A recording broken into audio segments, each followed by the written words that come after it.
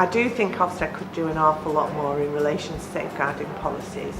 Individual schools will have a safeguarding policy that's given to them by the local authority, but actually schools could do an awful lot more over and above. So making sure that all your staff are trained to the highest level could be supported by Ofsted. Ofsted really could provide learning opportunities and look at best practice across the country, which could be pooled by Ofsted and then shared out, to everybody.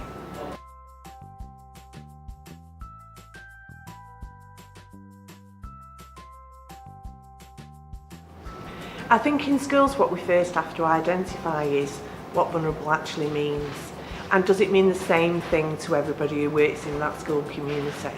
So is your most vulnerable child the quiet one who sits in the corner, who rarely maintains eye contact, or actually is it the one who's really quite volatile, disruptive, and will use sexual language as soon as look at you? I think schools need to create an absolute culture of zero tolerance around bullying, absolute maintaining respect for every pupil that's in the school, because the next thing that we have to do is work out what do we do with those who are vulnerable and what do we do to support them become not vulnerable. So schools could really start to work out what their current culture is and what the culture is that they want it to become. And things that can happen really quickly, very small steps, will have an impact over the whole culture within the school community.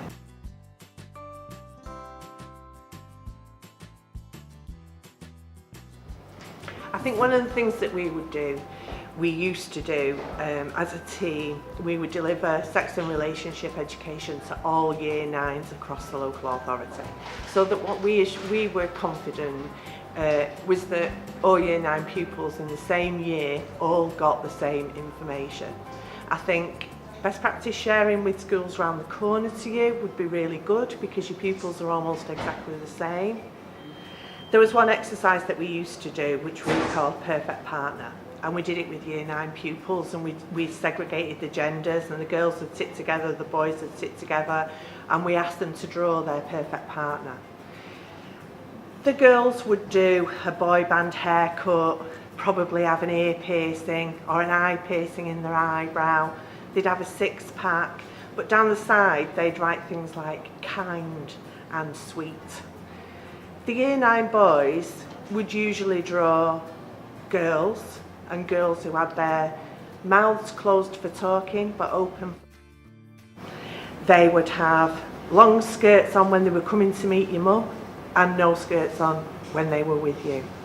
Now all of that opens up a whole raft of debate and discussion about, and obviously we have to take that with a pinch of salt, but where have those young men and young women at year 9 got those preconceived ideas around what a perfect partner would mean? There's so much there that you can unpick and unravel and work toward. Kindness comes along with a 6-pack. That's confusing, and those ideals are not going to be achievable. And what does it very much say about the young men's attitudes towards young women, certainly in year 9? And how much work do we have to do before what we get is respectable, respective young adults?